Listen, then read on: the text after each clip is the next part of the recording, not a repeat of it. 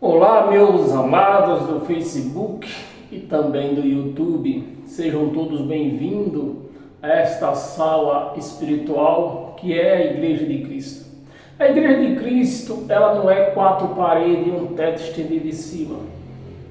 A Igreja de Cristo são vidas reunidas na palavra deles.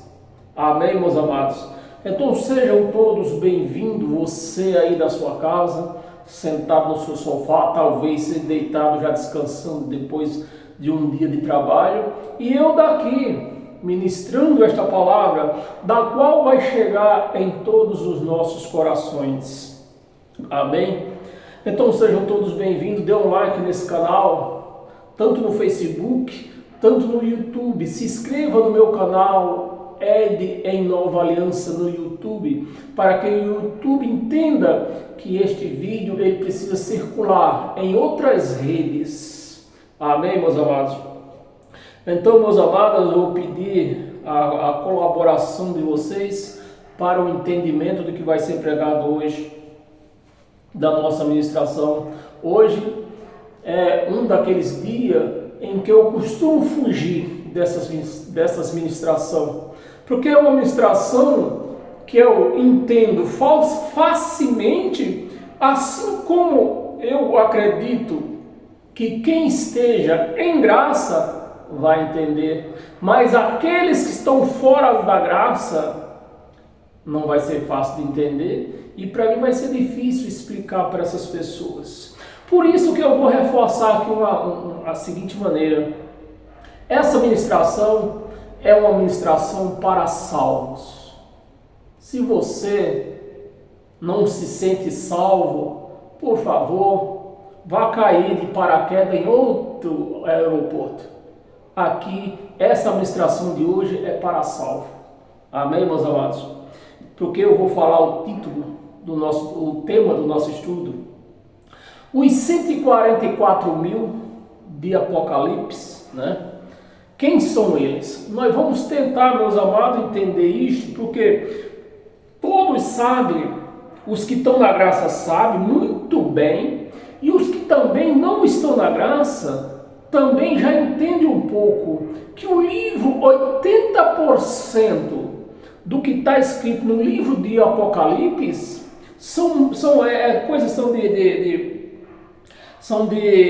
eu escrevi aqui, são de metáfora, simbologia, né? Metáfora, simbologia. 80% do livro de Apocalipse é escrito de metáfora e simbologia. Porque o próprio escritor desse livro, ele já estava preso por conta que ele falava mal dos imperadores. Então o homem já está preso e vai falar claramente deles. Não é possível isso? Então o escritor deste livro, que é o apóstolo João, ele falava em metáfora de maneira que os conterrâneos dele iam entender. Amém, meus amados? Então, o livro do Apocalipse é isso. Mas eu vou pedir a atenção de vocês, eu vou pedir um pouquinho de paciência de vocês, porque eu quero usar um versículo bíblico aqui para bater só mais um pouquinho nos crentes. Só para me bater só mais um pouquinho. Eu sei que eles vão chorar. O que foi, meu filho? Apanhamos de novo, papai, apanhamos de novo. E vão apanhar, e vão continuar apanhando, porque eles são brutos no entendimento da palavra de Deus. Então, meus amados, e eu aproveitar também esse mesmo versículo, só. Eu vou ler o versículo e vou bater nos crentes. E eu vou ler o mesmo versículo e vou abençoar essas mães, esses pais que têm um filho viciado no álcool, né? o alcoólicos, né? Então eu vou usar esse mesmo versículo. Primeiro eu vou bater nos crentes, mais um pouquinho. Depois eu vou usar esse mesmo versículo para dar um consolo a esses pais, a essas mães que têm um filho no alcoolismo. Amém? Então, para bater nos crentes, é isso que eu vou fazer aqui. Esse primeiro versículo não faz parte do nosso estudo, do nosso tema, viu? Esse primeiro versículo eu vou usá-lo somente para bater nos crentes. E depois, com esse mesmo versículo, eu quero acalentear o coração dessas mães, desses pais que têm um filho alcoólico. Então eu quero falar com vocês nesse tema. Amém? Então, para bater nos crentes, abra a sua Bíblia em 1 Tessalonicenses, capítulo 5, versículo 18. Porque, meus amados, você vê um crente passando por necessidades. Eu vou logo debulhar aqui um pouquinho, né? Sejam todos bem-vindos a esta sala espiritual que é a Igreja de Cristo. Você encontra um crente passando dificuldades, às vezes comendo seu feijãozinho, seu arrozinho com ovo, e você vai conversar com ele e diz: irmão, eu estou comendo arroz com frango. Não, você sabe, arroz com ovo, né? Mas você sabe, né, irmão, que nós temos que dar graças a Deus em tudo. Né, irmão? Você conhece a palavra, né, irmão? Está escrito, né, irmão? Temos que dar graças a Deus em tudo. Tem outros que nem o ovo não tem, só o arroz e o feijão. Você vai falar com ele: irmão, mas está escrito, né, irmão, que nós temos que dar graças a Deus em tudo. Tá bom, irmão, é verdade, está escrito, tá. Está escrito, tá. Vamos falar com outro crente puxando de uma perna.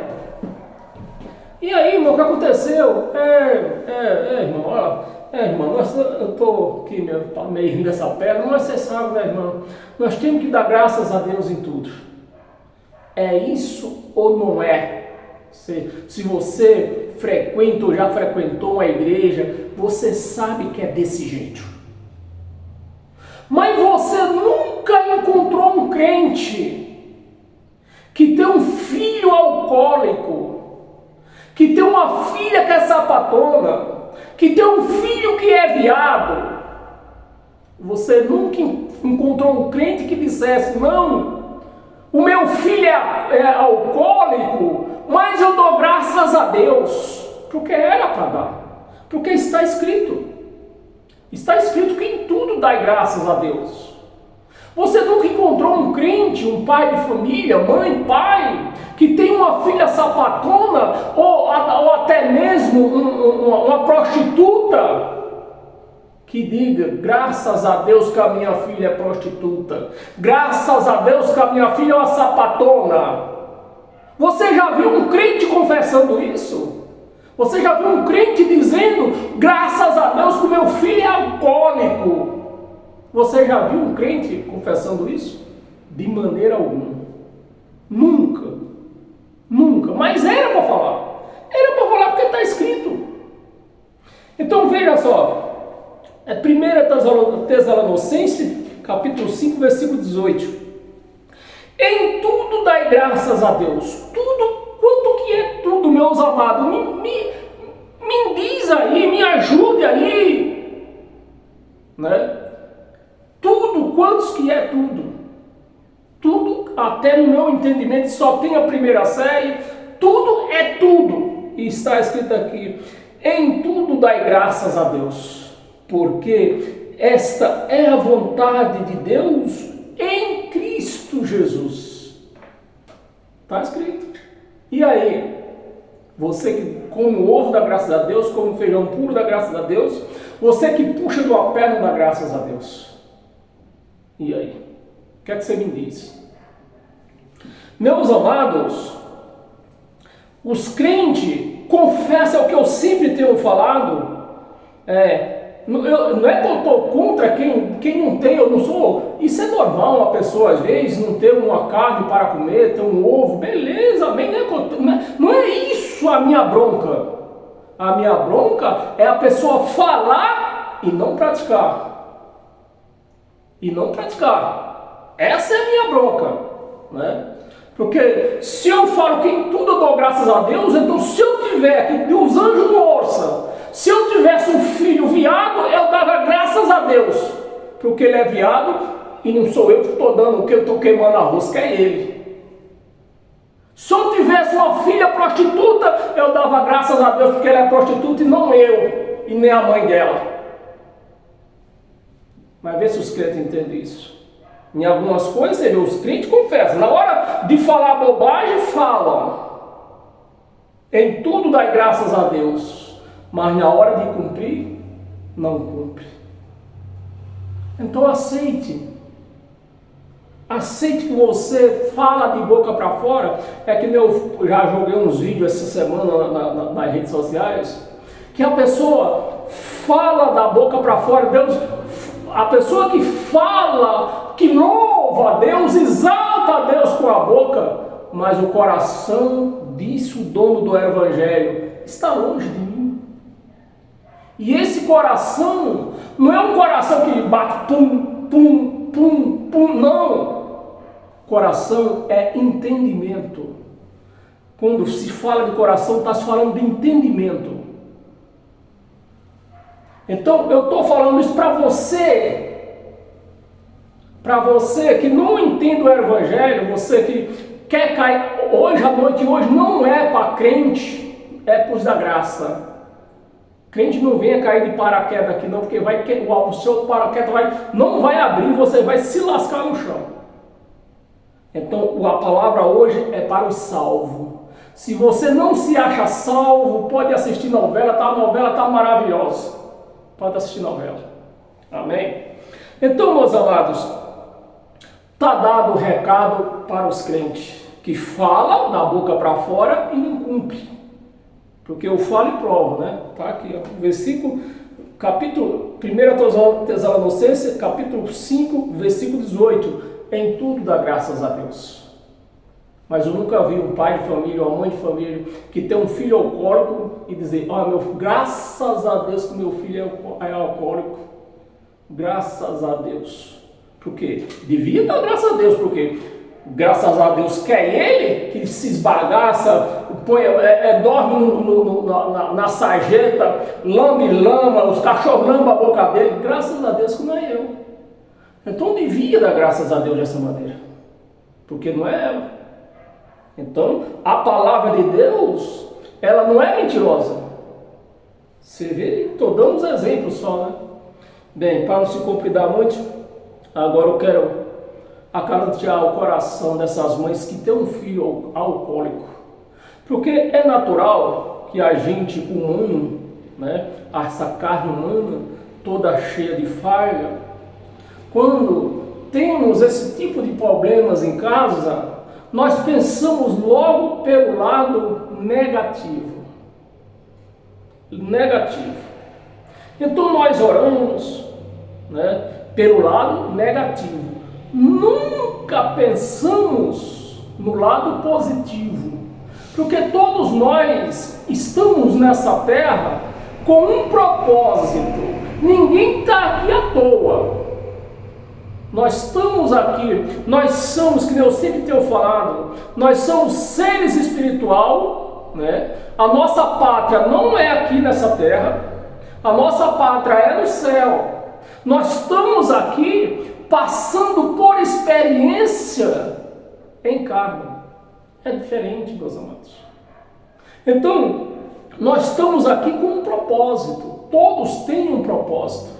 Você vê, só para uma pequena, tenha paciência comigo, que nós temos poucas coisas para ler hoje.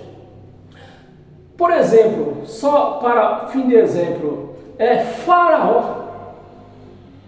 Deus mandou Moisés e Arão libertar o povo. Vai lá, vai falar com o Faraó, que Faraó vai libertar o povo. Deus falou isto. Mas Faraó libertava? Não. Por quê? Aquele povo, tanto de um lado como do outro, precisava ver o poder de Deus. A um precisava ver a grandeza de Deus do lado deles, mostrando ao teu Deus, ele é grande, teu Deus é poderoso. E do outro lado, dando exemplo para eles também, dizendo, ó, vocês estão na minha mão. Né? Então, se Faraó tivesse libertado o povo no primeiro encontro, na primeira vez que Moisés, ou foi Arão, que agora me falhou até da memória, jogou o cajado lá no chão, virou uma cobra, e veio outra cobra e comeu elas, e tentou comer, né? Tentou. A de Arão foi quem comeu elas, né? Então, uma vez só, o povo não tinha conhecido o poder de Deus, mas era preciso eles conhecerem o poder de Deus. Um lado como bênção, outro lado como castigo. E Deus não ia usar Arão, nem ia usar Moisés para castigá-los, para usar tudo isso em cima deles. Deus criou quem? Faraó. Faraó ia pagar esse pato, mas ele foi criado para quê? Para esse fim, para esse objetivo. Então, meus amados, você pai, você mãe que tem um filho nessas condições, dê graças a Deus que não é você, que não está nessas condições.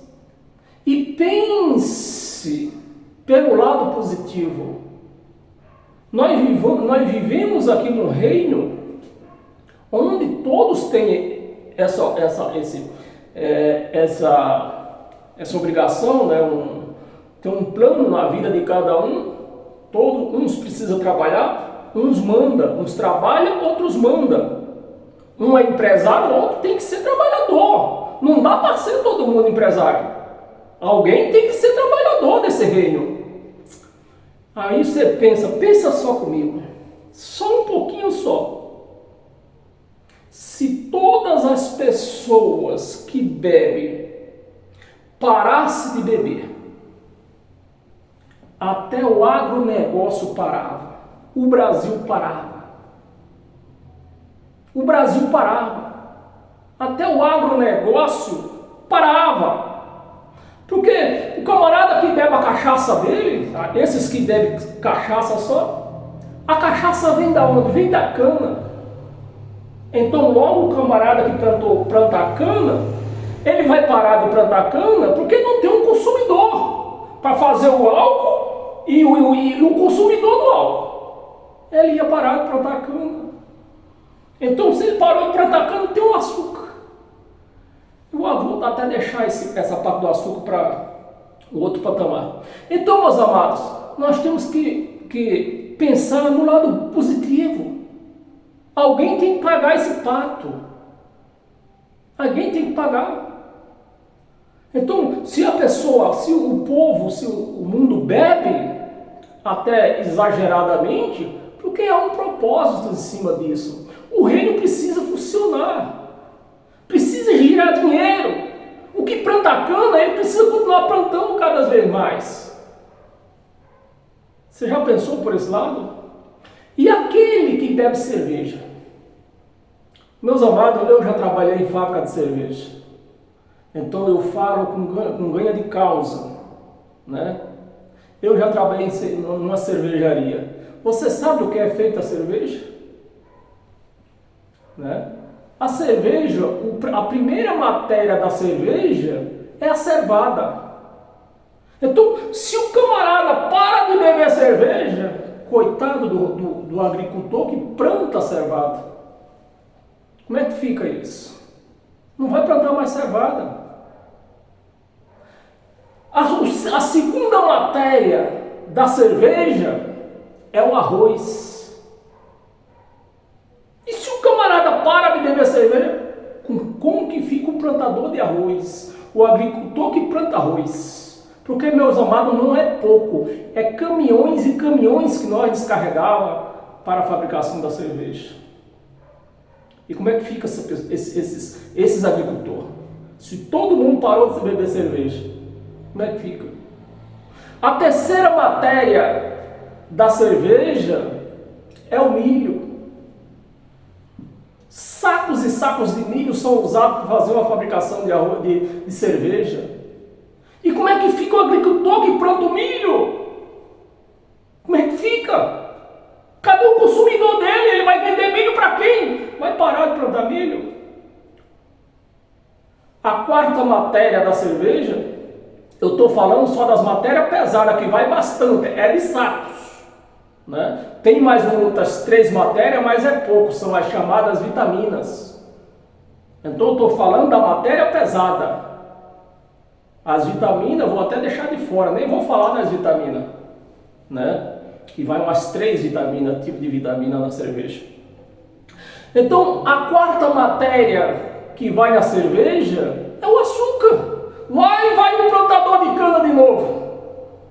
Se o camarada parou, se todo mundo parou de beber cerveja, como é que fica o canavial, o cara que tem o canavial de açúcar, que produz o álcool, produz o açúcar? Ele vai produzir açúcar para vender para quem? Se a boa parte desses açúcar não é consumido dentro de uma cozinha, é consumido dentro das fábricas. Você sabe quantos sacos de açúcar vai numa fabricação de cerveja de 6.000 litros? Vai 4 sacos de açúcar de 60 quilos. Numa fabricação de 6.000 litros. É para você ter a noção que se a pessoa que toma cerveja, se todo mundo parar, até o agronegócio para. Parou o agronegócio, lá vem o caminhoneiro que carrega essas coisas no seu caminhão. Ele vai carregar o quê? E como que ele vai levar o pão para a família dele? Se não tem agronegócio, não tem grão para ele carregar, não tem açúcar, não tem cana, não tem cachaça, não tem cerveja. Meus amados, nós temos que pensar pelos 2 lados da moeda. O lado bom e o lado ruim. Se nós não puder vencer o lado ruim, mas que fique o lado bom da história. Amém, meus amados? Isso é para você, mãe, você, pai, que tem um filho alcoólico e você, a sua vida, 40 anos você vive dentro da igreja evangélica orando para o filho parar de beber. Isso é só para te dar um calento, né? Saber que a vida é assim. A vida aqui nessa terra é feita assim. É feita assim, nós vamos reclamar de quem? Porque se tudo colabora um para outro.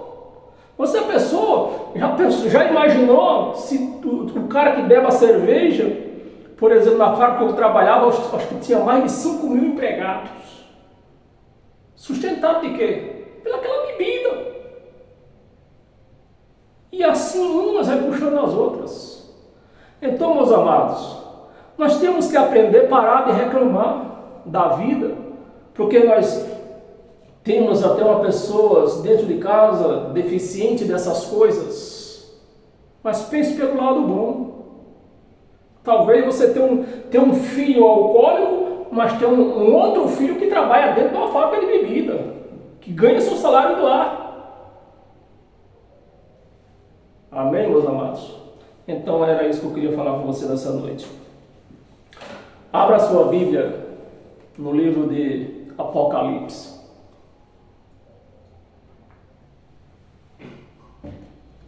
Apocalipse capítulo 7.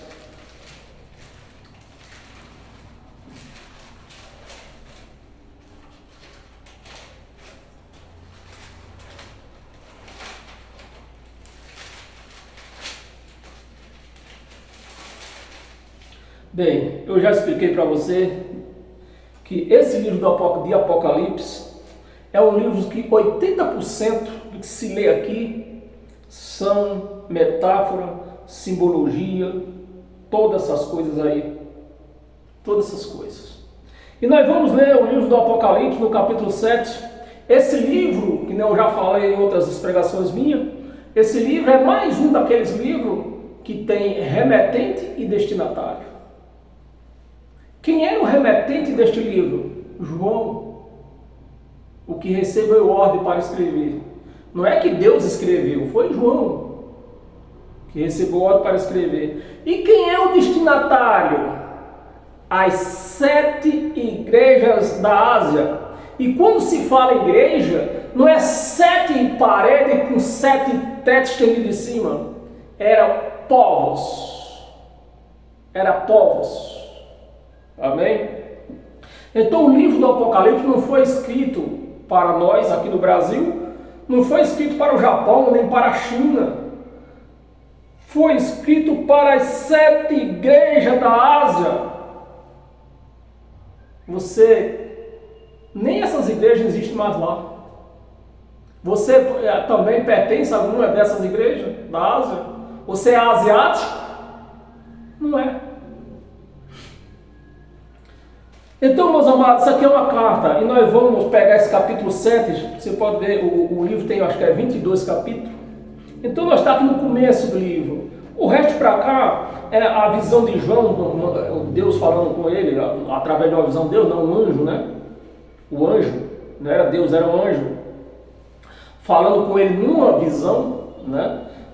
Dando ordem, essas coisas assim. Aí chega no capítulo 7, e o anjo está mandando João mostrar para ele, para eles se prepararem para uma grande tribulação, da qual já ocorreu. Essa tribulação ocorreu no meado de 66 até o ano 70, no mês de agosto, para ser mais preciso, no mês de agosto. Então João, o anjo falando para João, preparar essas igrejas da Ásia para o que ia acontecer. E o livro ainda diz que era em breve. Aí em breve vai acontecer essas coisas. Não era daqui a 50 anos. Era em breve. Então a igreja pega esse livro e traz para eles cometendo 2 crimes. 2 crimes. A pessoa que pega esse livro do Apocalipse e passa ele para a igreja, aplica ele na igreja, está cometendo 2 crimes. Como é que chama? A pessoa que segura uma coisa para si, que não é dela. Por exemplo, eu tenho essa taça não é minha. A taça é do meu vizinho. Eu fui lá, peguei ela para mim. Sequestro. Pronto, eu lembrei. Então eu sequestrei essa taça do meu vizinho. É crime ou não? É crime. Sequestraram. Então, os pastores sequestraram a carta dirigida às 7 igrejas da Ásia e trouxeram para aplicar na igreja. E se apoderaram dela. Né? Sequestraram e se apoderaram dela. Estão cometendo 2 crimes. 2 crimes, sequestro, se apoderando daquilo que não é deles. Não é da igreja, essa carta não é para a igreja. Então, meus amados, é desta maneira. Né? Aí vamos lá. Apocalipse 7, capítulo 7, versículo 2. Preste muita atenção, porque isso aqui é mais mesmo uma preparação para que nós vamos pregar quarta-feira. Porque agora nós vamos falar dos 144 mil, que está bem claro aqui, que não é a igreja, e não vai acontecer mais. Nós vamos ver bem claro aqui, está bem claro. E quarta-feira, não domingo, quarta-feira, nós vamos também tentar entender os 24 anciões, também, né? Que faz parte, é o início, é o preparativo, os 144 mil, os 4 anciões, são o preparativo da entrada da grande tribulação que aconteceu no meado de 66 e durou até o ano 70, 3 anos e meio. E a igreja esperando acontecer hoje. Versículo 2, você vê aqui João, né? Bom lembrar, né, e tirando algumas dúvidas, João, ele não recebeu graça de Cristo para pregar, nem João, nem Tiago, nem Pedro. Eles receberam lei. Isso aqui não é Novo Testamento, isso aqui é um evangelho sinônico da lei, né? E João, como um pregador da lei, E a lei era ministrada por anjo. A lei era ministrada por anjo. A graça não é ministrada por anjo. A graça, ela é ministrada pelo Espírito. Espírito é Espírito, anjo é anjo. Anjo pode se tornar, não é que ele é, mas ele pode se tornar físico. Alguém pode ver um anjo, que nem anjo apareceu para Abraão e apareceu para outras pessoas, mas espírito não. Olhos humanos não podem ver espírito. O espírito não apareceu para Paulo que pregava a graça. Você vê que nas cartas de Paulo você não vê essa história de anjo, porque Paulo pregava a graça. Quem ministra a graça é o Espírito. Então Paulo viu o quê? Uma luz. Luz é luz, Espírito é Espírito.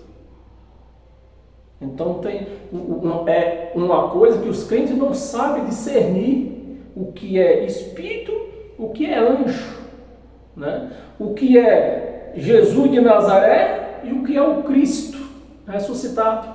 Os crentes não sabem discernir. Aí fica querendo arrumar briga comigo por essas redes sociais. Vão crescer. O povo acha que nessas redes sociais que eu vou passar mel na chupetinha dessas crianças aí. Não, eu vou pôr pimenta. Como eu falei hoje mesmo. Eu vou pôr pimenta, porque vocês precisam deixar esse vício de chupar chupeta. Quem chupa chupeta é criança, é bebê. Vocês estão crescidos. Vocês precisam deixar essa mania de chupar chupeta. Eu não passo mel na chupeta de ninguém. Não mexa. Se você não quer ouvir a verdade, não mexa comigo. Não mexa comigo. Se não quiser ouvir a verdade. Porque eu não passo mel na chupeta de ninguém. Pode ser a minha mãe, se ela ressuscitar hoje, pode ser a minha mãe, eu não passo mel na chupeta dela. Versículo 2. João, pregador da lei, preste atenção. Vi outro anjo que subia do nascente do sol, tendo o selo do Deus vivo, e clamou em grande voz aos quatro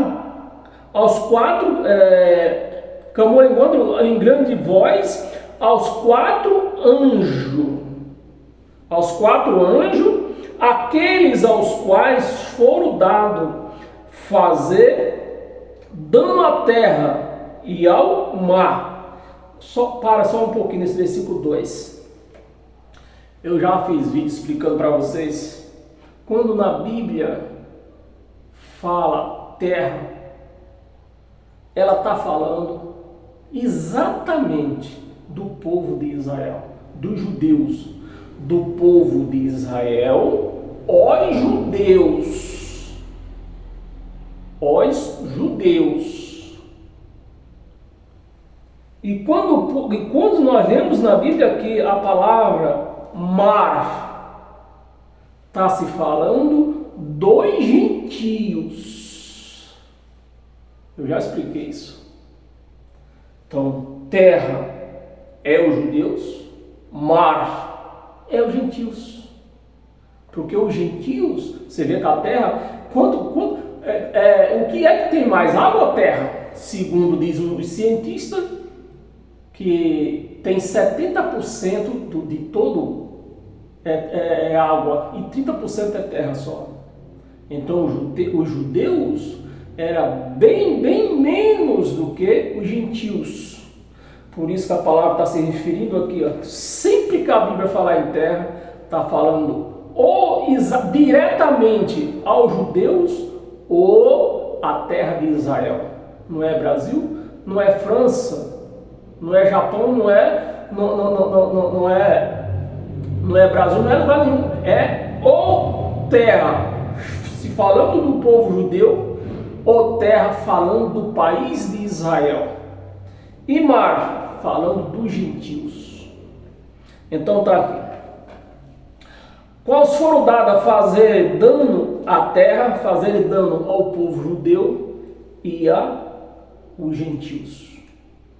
No final da grande tribulação, ou até mesmo, para falar ser mais preciso, durante a grande tribulação foram mortos mais de 3.000 judeus. 3.000 judeus morreram, fora os que correram, se esconderam. Então está aqui, a terra e o mar. Versículo 3, dizendo, o anjo dizendo para João, preparando o povo para a grande tribulação, dizendo, não danifiques nem a terra, nem o povo judeu por enquanto, não danifique, por enquanto, só por enquanto, porque aqui estava na preparação da grande tribulação. Não danifique nem a terra, nem o mar. Eu vou trocar em moeda para vocês. Não danifique nem o povo judeu, nem os gentios. Por enquanto. Nem as árvores, até a árvore. Você vê que a árvore também, meus amados, a árvore aqui já é uma metáfora. O povo judeu gostava de usar essa metáfora, comparando o homem com árvore.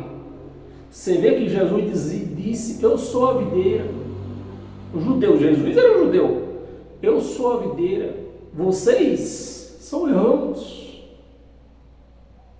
Mas os crentes, uns nem gostam de ler, prefere o pastor falar. É aquele ditado, não é que a loira é burra.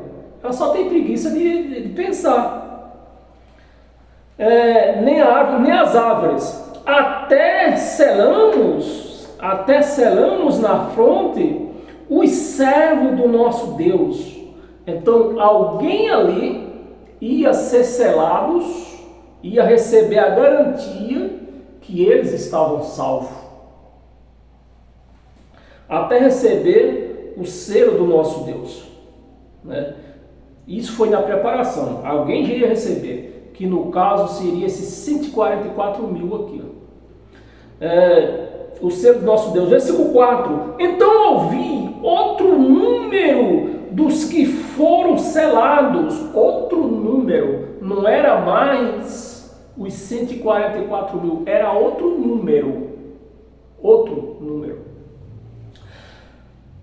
Outro número dos que foram selados, que era, aliás, se eu corrigir aqui alguma coisa. Então vi outro número, dos que foram selados, que era 144 mil. Agora vem a palavra aqui, porque algumas igrejas aí, principalmente duas delas por aí que eu conheço, Testemunha de Jeová e Adventista do sétimo dia.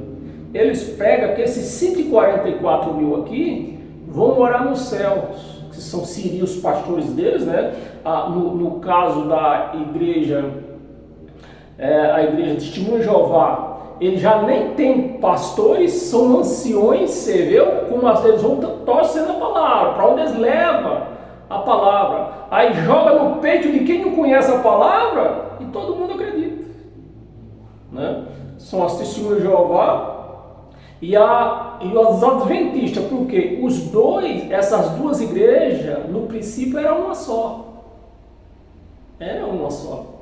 então uma saiu da outra, também assim como R.R. Soares saiu da Universal. Assim como o bispo Valdomiro, apóstolo Valdomiro, saiu da Universal. Então era uma. Está me entendendo? Então o idealismo da igreja, principalmente da igreja do sétimo dia, principalmente da igreja Testemunha de Jeová, principalmente eles, o idealismo é isso aqui. E a igreja adventista segue também porque eles eram um. Então vi outros números dos que foram selados, dos que foram selados, que era 144 mil, da onde? Da onde foi os 144 mil? De todas as tribos dos filhos de Israel. Então os 144 mil era da onde? Da tribo de Israel, das tribos, né, de Israel, que no caso aqui eram 12 tribos. Então foi contado, foi selado 12 mil de cada uma, que calculando dá 144 mil. 12 vezes 12 mil dá 144 mil, que a palavra está dizendo aqui, ó, das tribos de Israel, das quais hoje nem existe sequer, nem existe. Nessa época aqui existia. Agora, se eu futurizo estas palavras para os dias de hoje, vai ter que nascer mais 12 tribos novamente, né? Porque a palavra está dizendo aqui, ó, de todas as tribos dos filhos de Israel. Não é Brasil, não é China, não é Japão, é dos filhos de Israel. Então, como é que me prega, futuriza uma palavra dessa e quer pregar para mim, dizendo que os 140 mil é de pessoas que nem conta a Igreja Adventista e a Jeová, de pessoas que os 140 mil seriam os pastores, e no caso da Testemunha de Jeová seriam os anciões. E esse vai ter outra raça aqui, que eles dizem que são aqueles que são os frequentadores que vão viver nessa terra, né? Uns lá no céu e outros aqui na terra. Vamos continuar aqui. 144 mil de todas as tribos de Israel. Versículo 5. Da tribo, aí vem a contagem, né? Da tribo de Judá foram seladas 12 mil. Da tribo de Ruben, 12 mil, da tribo de Gad, 12 mil, da tribo de Aser, 12 mil, da tribo de Naftali, 12 mil, da tribo de Manassés, 12 mil, da tribo de Simeão, 12 mil, da tribo de Levi, 12 mil, da tribo de Isacar, 12 mil, da tribo de Zebulon, 12 mil, da tribo de José, 12 mil, da tribo de Benjamim foram selados 12 mil. Tá fora aqui a tribo de Efraim. A tribo de Efraim está fora aqui.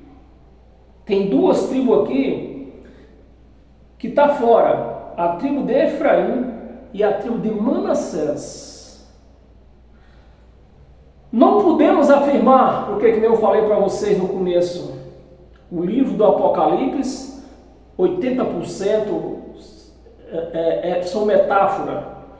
Essa parte que nós lemos aqui, você está vendo que não tem metáfora nela. A palavra está limpa, sem metáfora, né? Porque as tribos naquela época, nessa época aqui, existia. Aqui não está apontando para o futuro, está apontando para aquele tempo que eles viviam, a palavra está clara. E que hoje, depois do ano 70, acabou-se tudo. Então, nessa parte que nós lemos aqui, não tem metáfora. E a tribo a tribo de Efraim e de Manassés não tem aqui, não foram contadas aqui. Elas foram cortadas. Cremos, seguindo um paralelo dos históricos do povo judeu, né, do povo de Israel, nós viemos acreditar isso, nós não podemos afirmar 100%, porque não tem isso escrito. É quando nós não achamos a resposta que nós queremos aqui, nós vamos na história. Vamos conhecer a história. Vamos conhecer como aquele povo viveram, o que eles aprontavam. E na história aparece a tribo de Efraim e a tribo de Manassés, que adoraram outros ídolos. Então essas duas tribos, nós entendemos que eles saíram fora dessa contagem aqui, né, desse que iriam ser selados, deixaram de receber este selo antes do julgamento, Você tem que entender que isso aqui não é um julgamento, é a preparação para o julgamento, né? Que aconteceu dentro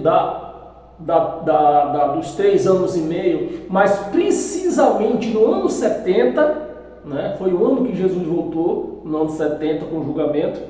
Então, essas duas tribos deixaram de receber o selo livre para se livrar do julgamento. Então, essas duas tribos, nós cremos que foi por esta causa, por eles ter se dado a ídolos, principalmente a tribo de Efraim, era ela que sacrificava criança. Então, quando você lê, vai lá para a história, você começa escavacando e entendendo, porque muitas coisas, de muitas explicações que nós não achamos aqui na Bíblia. Para você entender mais exato, né, ou você vai num livro histórico, como eu tenho aqui, só está fácil pegar aqui. Tá fácil. Ou você recorre um livro deste aqui, para você entender tudo isto, ou você recorre à Bíblia de Israel, uma Bíblia de Jerusalém, né? Acho que a palavra mais correta é essa. Uma Bíblia de Jerusalém. Eu aqui em casa só tenho essa. Quando eu quero ler outras coisas diferentes, entender outras coisas diferentes, eu vou na internet. Na internet eu encontro a Bíblia de Jerusalém, com todas as outras Bíblias eu encontro. Amém? Então tá aí. Chegamos no versículo 5, né? Versículo 5, 7, 5. Não, chegamos no versículo 8. Versículo 9. Depois destas coisas, depois da separação dos 144 mil, que era das 12 tribos, né? Depois destas coisas, só depois. Depois destas coisas, vi e eis grande multidão. Grande multidão. Você pode imaginar quem era essa grande multidão depois destas coisas? Os gentios, da qual começou a igreja de Cristo pelos gentios. Não é que na igreja de Cristo não tem um judeu. Tem. Mas a igreja de Cristo iniciou-se com os gentios, Paulo pregando aos gentios. Uma grande multidão que ninguém podia enumerar. Os gentios, de todas as nações, tribos, povos, né? Porque os judeus, para os judeus, se não fosse nascido em Israel, e se não fosse nascido de um judeu e de uma judia, não era considerado como judeu. No caso por que? Eu estou preocupado com a hora. Por que Jesus, os judeus não consideraram Jesus como filho de Deus? Porque Jesus nasceu de uma judia. O marido de Maria não era judeu. Você está me entendendo? Não era judeu. Não era o judeu legítimo. Era Maria. E para os judeus quem manda é o cabeça, é o homem. Então eles não creram que Jesus era filho de Deus. Não creram. E nem creem até hoje, né? São cabeça dura. Então, quem não era, está aqui, está incluído aqui, os gentios está incluído aqui, ó. De todas as nações, tribos, povos, línguas, em pé diante do trono. Isso era apenas uma visão. Já chegamos na metáfora aqui. Era apenas uma visão de João. Diante do trono, diante do Cordeiro, né? Diante do Cordeiro, nessas alturas o Cordeiro já tinha sido sacrificado, já tinha acessado aos céus. Diante do Cordeiro, vestido de vestiduras brancas. Quarta-feira nós vamos entender, porque isso aqui é uma metáfora, viu? Isso aqui não é no literal, essas vestiduras brancas não é no literal, porque espírito, lá no céu só tem espírito, espírito não precisa de roupa. Então, essa vestidura branca é uma metáfora e nós vamos tentar chegar nela quarta-feira. Amém? Vestiduras brancas, com palmas nas mãos, 10, e clamava em grande voz, dizendo: ao nosso Deus, que se assenta no trono, e ao Cordeiro. Você vê, a palavra separou aqui. Os crentes dizem que de Jesus era Deus. É Deus, né? Era não. Eles afirmam que Jesus é Deus.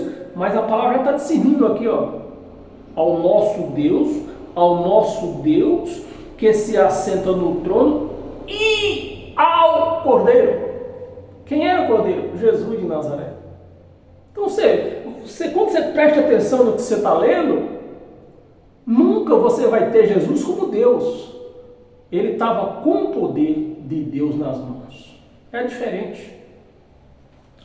E ao Cordeiro pertence a salvação. 11.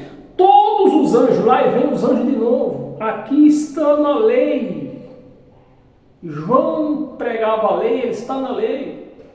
Então, não tem como João ver espírito, porque ele era um legalista da lei. E na lei, quem ministrava a lei era anjo.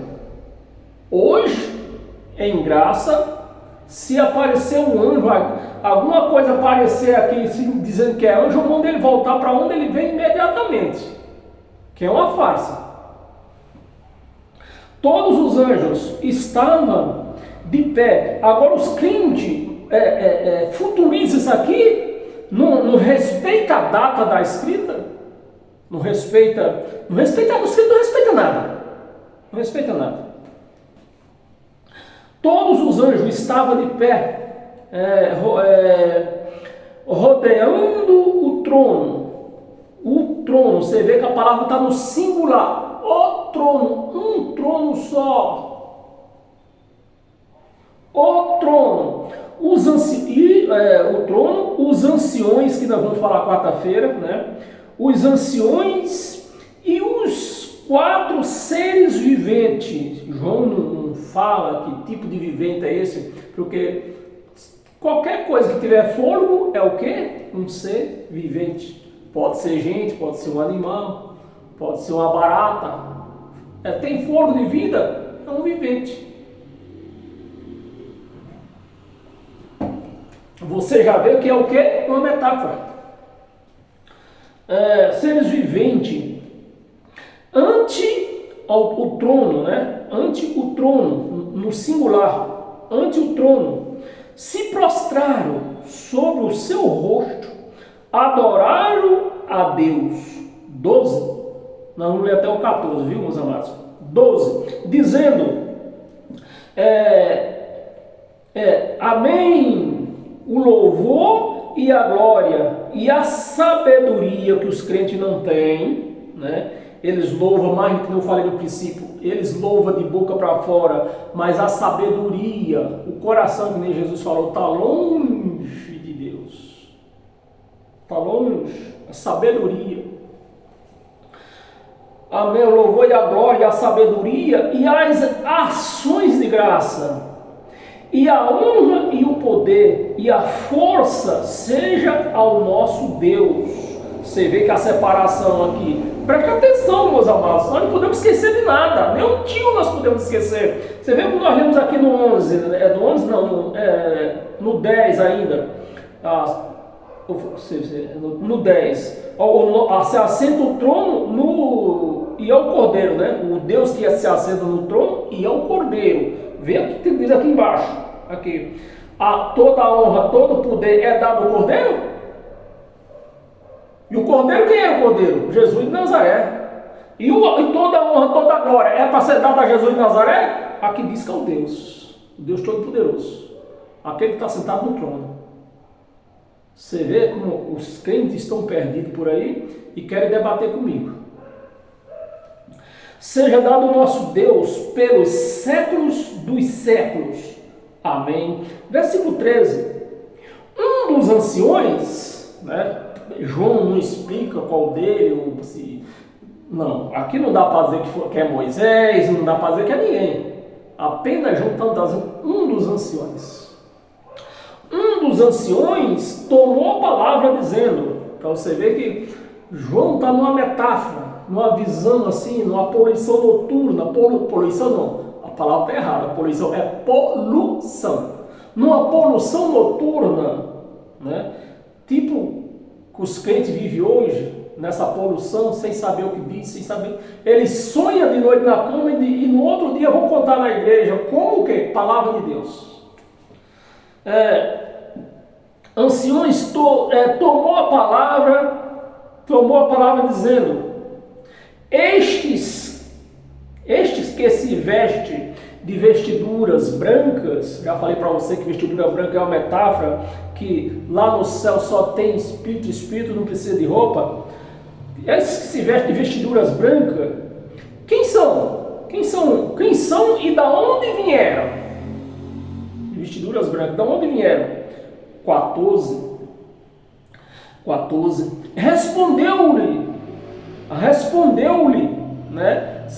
Meu Senhor, respondeu-lhe, João respondeu. O ancião, presta atenção, o ancião perguntou para João. É João que está na metáfora aqui, está na visão. Então o ancião perguntou para João: esses que se vestem esses da onde vieram? Esses que vestem de vestiduras brancas, quem são e da onde vieram? Você vê que a palavra não é para onde eles vão. Meus amados, me ajuda aí. Como é que está escrito aqui? Que nem uma abençoada me perguntou hoje: você não crê na Bíblia? Eu respondi para ela: eu creio na Bíblia como ela é. Que a Bíblia é uma história, não passa disso. Então eu creio na Bíblia como ela é. Eu leio o Evangelho de Cristo, analiso para poder eu crer. Eu respondi dessa maneira para ela. Então, meus amados, o que está escrito? Vestiduras brancas, quem são e da onde vieram, não é para onde eles vão. É da onde vieram. Então você vê que é uma coisa passada. Passada, já passou. Da onde vieram? Que tudo isso aqui é no mover da tribulação. Da onde vieram? Aí vê o que ele respondeu. Respondeu-lhe, João respondeu: meu Senhor, tu sabes. Ou seja, o ancião sabia. Respondeu, perguntou para João para pegar ele no pulo. Mas o ancião sabia quem era aquele povo, né? Respondeu-lhe: meu Senhor, tu sabes. Ele então me disse: são estes os que vêm, se ele não vai, presta atenção, meus amados, me ajuda aí para não perder meu tempo aqui. Porque tem uma outra abençoada aí que diz que não tinha tempo para perder com aquilo que eu falo. Mas não é que eu falo, é que eu leio. É que eu leio aqui. Só que eu presto atenção no que eu leio. Eles não prestam atenção no que lê e ficam falando besteira. Né? Você vê que a palavra que diz: são estes os que vêm. Os que vêm, não é que vai. Então, se o Apocalipse tivesse para acontecer, o que era que ele falava aqui? Os que vai.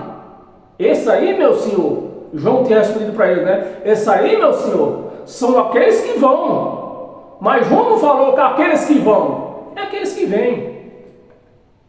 Já vem, já aconteceu. Aqueles que vêm da onde? Da grande tribulação. Os que vêm da grande tribulação. E para quem conhece a história catológica, sabe muito bem de cor e salteado que tudo isto aconteceu e encerrou no ano 70. Tudo isto. da grande tribulação, lavaram, não vai lavar. Não vai lavar. Que nem os crentes pregam. Porque se nós pegar essa Apocalipse e pregar para os dias de hoje, o que é que vai acontecer aqui? Vão lavar. Mas a palavra aqui não está dizendo vão lavar. Lavaram. Lavaram. Pretérito passado. Lavaram. Lavaram suas vestiduras, né? Lavaram suas vestiduras e alvejaram aonde? No sangue do Cordeiro. O Cordeiro morreu, foi crucificado ou não foi? Foi.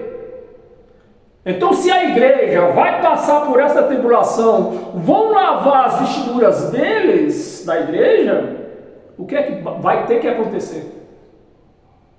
O Cordeiro vai ter que morrer de novo. Vai ter que morrer de novo. Por isso que os crentes aí, ó, Jesus, passa o teu sangue ali, passa o teu sangue acolá. Então, estão querendo matar Jesus de novo. No sangue do Cordeiro, e nós vamos ler só até o 14, porque nós temos duas passagens ainda aqui para nós ler, tá bom? Para nós encerrar, já está com uma hora. Já está com uma hora. Então, falando nas 12 tribos, a tribo de Efraim e Dan não entrou aqui nessas 12, porque a tribo de José foi feita duas, sabe? Transformou em duas, para completar as 12 tribos, já que Efraim e Dan foi cortada. Bem, abra sua Bíblia em Efésios, no livro aos Efésios. Efésios capítulo 1, versículo do 11 ao 14. Versículo 11. Nele digo, no qual fomos também feito. Paulo falando isso, meus amados, no ano 60. E Paulo dizendo aqui, ó, nele digo, né? No qual fomos. Paulo está no meio da conversa aqui ou não está? Tá. Então, se nós esperamos que Jesus volte, que tudo isso que nós lemos no Apocalipse vai acontecer, Paulo também vai ter que voltar, ressuscitar, para se pôr de novo aqui, nesta conversa. Nele digo, no qual fomos, a palavra está no pretérito passado, no qual já fomos, não é que vai ser, fomos também feito herança. Olha uma palavra que os crentes faz um gato morto miado, mas não aceita. No qual também fomos feito herança predestinados. Aí vem os que caem de paraquedas por aí, sem saber de bulufa nenhuma, querem teimar comigo, não aceitam esta palavra e dizem: o que evangelho é esse que você está lendo? No evangelho não está escrito isso. Eu desconheço isso aí. É lógico, nunca leu. Ninguém nunca leu para você.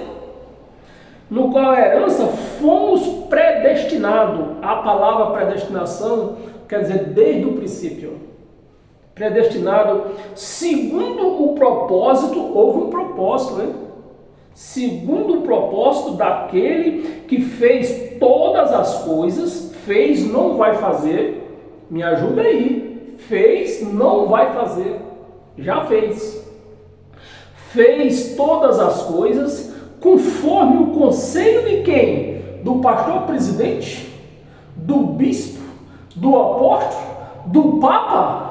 Segundo o conselho da sua própria vontade. Da sua própria vontade. Vamos ler o 12, né? Vamos até o 14. A fim de sermos, olha o fim, olha o propósito que ele fez isso, dentro que ele nos predestinou. A fim de sermos para louvor da sua glória. da graça de Cristo. É para isso que nós estamos vivendo aqui nessa terra hoje. Nós da graça, né? Para dar esse testemunho a Ele,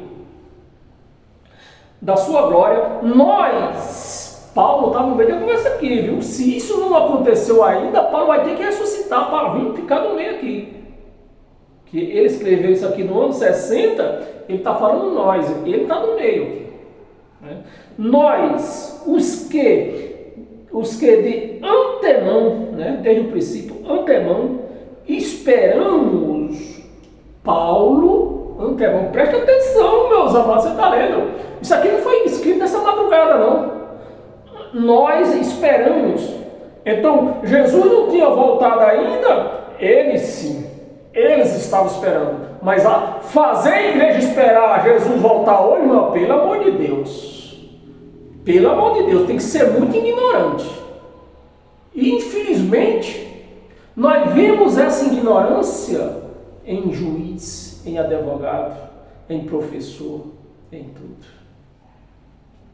É mole, você quer mais?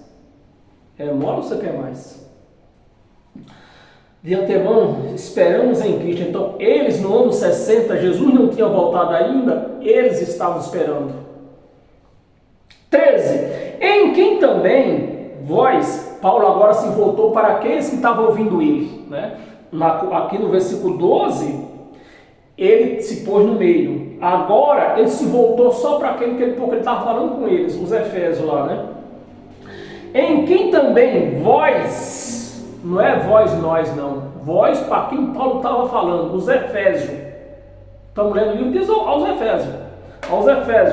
Vós, depois que ouviste, Paulo pregou o evangelho ou não pregou? Ele vai ter que ressuscitar para pregar. Pregou. Ele disse, ó, eu preguei o evangelho, encerrei a carreira, né? Preguei o evangelho e encerrei a minha carreira. Agora, se isso não aconteceu, ele vai ter que ressuscitar para voltar a pregar o evangelho para poder encerrar a carreira dele. Em quem também vós, ele se voltou agora para o povo dos Efésios, vós, depois que ele pregou o evangelho, depois que ouviste a palavra da verdade, não era lei, lei até que ela foi uma verdade enquanto ela valia, ela foi abolida. Então, se eu pregar uma lei que foi abolida para você hoje, eu estou pregando mentira para você. Não estou pregando a verdade. A palavra da verdade é o quê? A lei? Não, o evangelho. O evangelho da vossa salvação. O Novo Testamento. O evangelho da vossa salvação. Tendo nele também crido. Precisa crer. Então, se eu digo que Jesus não voltou ainda, eu estou louvando a Deus ou estou dizendo que ele é um mentiroso? Estou dizendo que ele é um mentiroso. Estou dizendo que ele é um mentiroso. Também tem crido.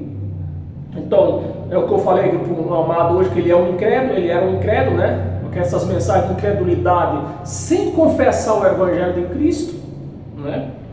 Então, tem que crer. Também crido, foste selado. Se creu, se você crê, você foi selado. Agora, você entra para dentro de uma igreja dessa aí, você não é selado nunca. Porque se o pastor dizer que você é selado, ele está correndo sério risco de você sair de lá e não levar mais dinheiro para eles, para esses cães gulosos. Tem crido, foste selado. Por crer, só creu, foste selado.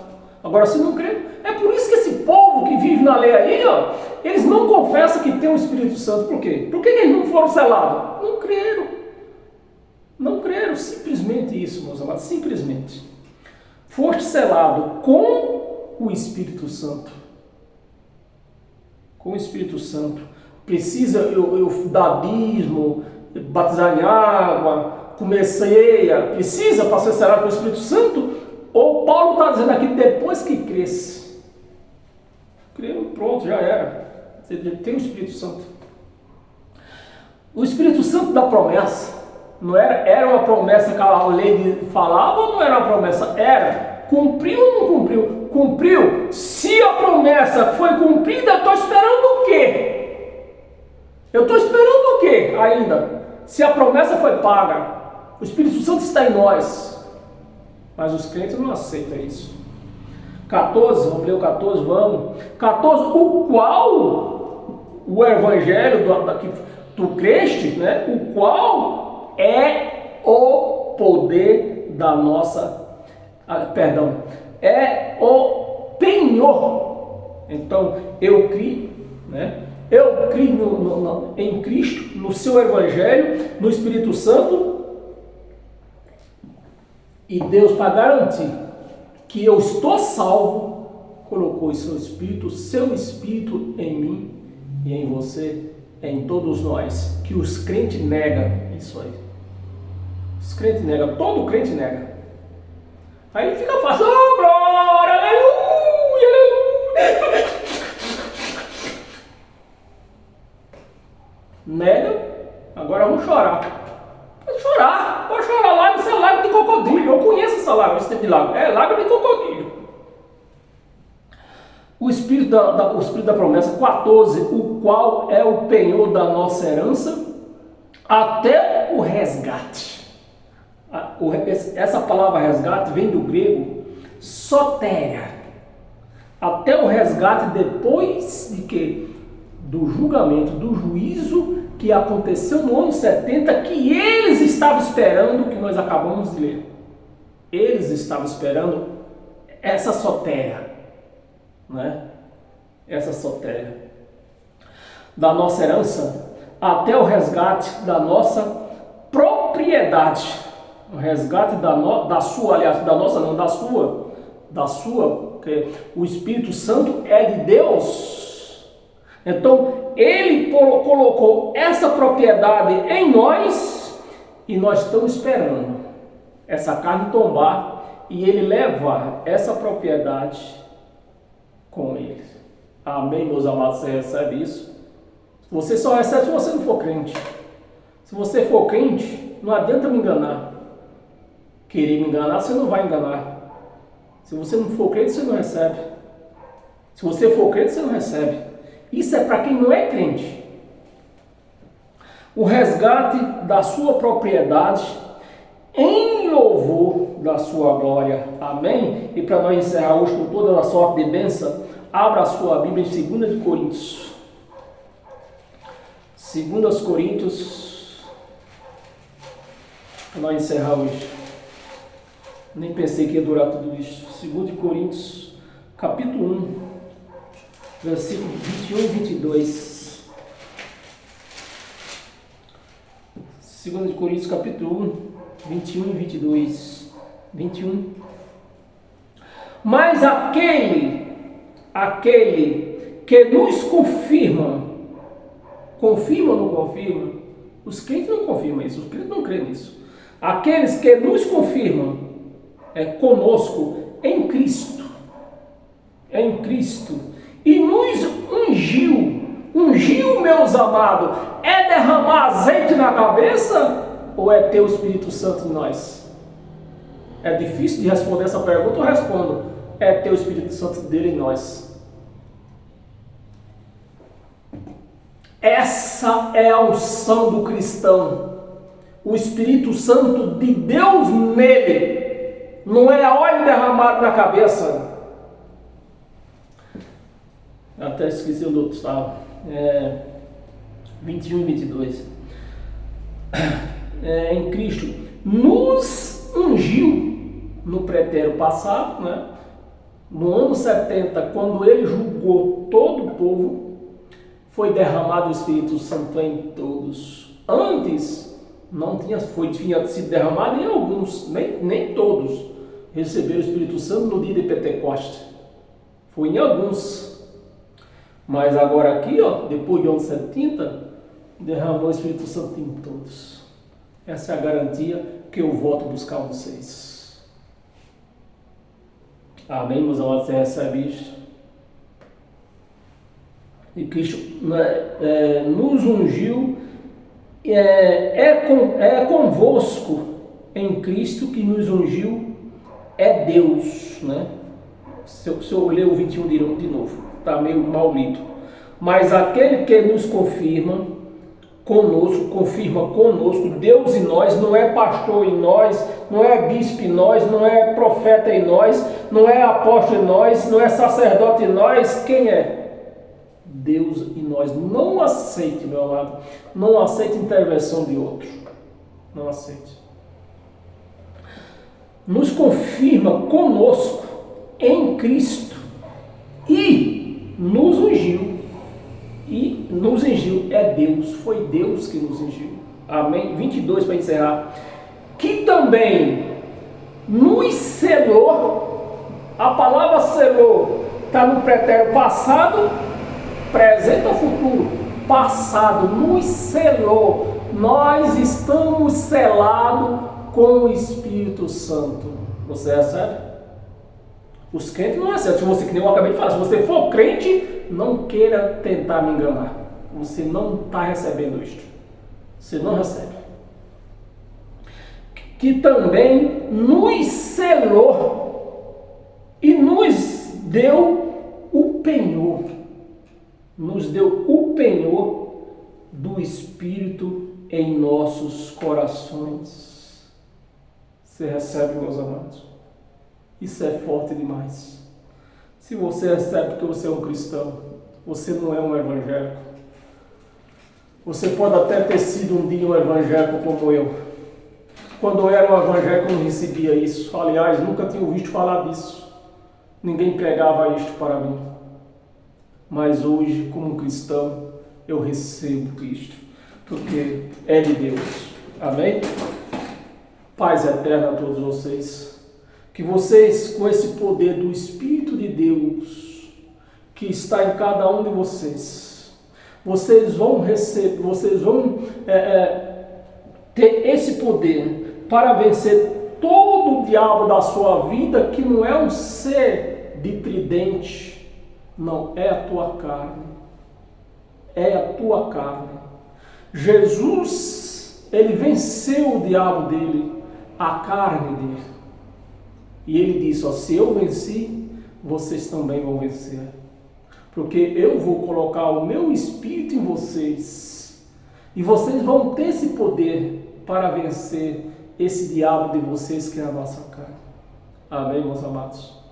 Paz eterna e seja abençoado com este poder desse Evangelho que está em nossos corações. Amém? E até domingo a partir das 8 horas da manhã.